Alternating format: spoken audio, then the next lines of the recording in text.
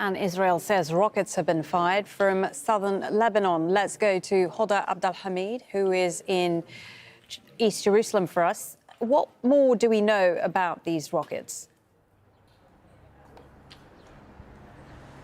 Well, we're not getting very much detail from the Israeli army. What we do know is that rockets were fired from southern Israel from southern Lebanon, into northern Israel. It happened quite quickly in a short span of time, in about 10 minutes. We also do know that some of those rockets were intercepted by the Iron Dome air defense system that Israel possesses. And we also know, and that's coming out from the actually Lebanese state agency, that Israel has retaliated using artillery fire into southern Israel. We don't have more details than that, but we haven't heard any reports of casualties. We've been also monitoring the Israeli media that has been rolling on this news for the past hour or so. What they are waiting for is to hear from Prime Minister Benjamin Netanyahu. He is supposed to convene with his security cabinet in the coming hours.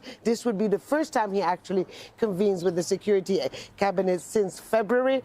He will have to sit at the table with his defense minister, with whom he has a very bad relationship at the moment. And maybe after that, we'll hear a more complete statement about maybe what Israel is planning to do in the coming hours or in the coming days. But at the moment, it appears that the situation along that border is calm, and we haven't heard any more reports of any kind of fire in either direction. Hoda, I'll just mention a wire that's just flashed, and it says that Israeli defense officials say that the military is still assessing the situation after those rocket strikes from Lebanon. So, yeah, pretty much status quo for the time being. We've also had tensions rising in occupied East Jerusalem as well.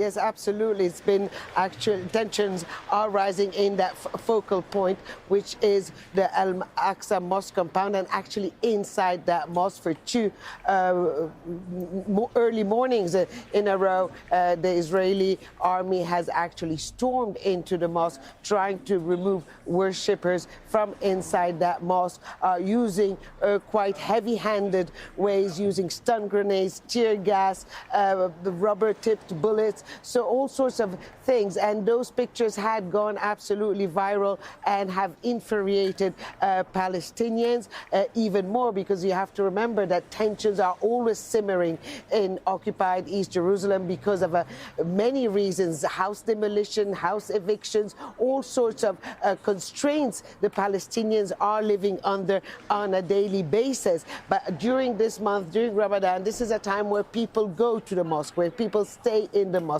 The Israeli army stormed pre-dawn twice, 2 days in a row, evicting those people, also hitting and slapping while escorting Palestinian women and children out of the complex. Certainly that has created a lot of tension, has infuriated Palestinians in Gaza, has infuriated Palestinians living across the border in Lebanon, and has infuriated also many Muslims around the world. So all this comes together really at a time of extreme tension that could really erupt in any direction. This is how things happen here, and it puts Prime Minister Benjamin Netanyahu under a lot of pressure, especially that he has his own domestic issues at the moment.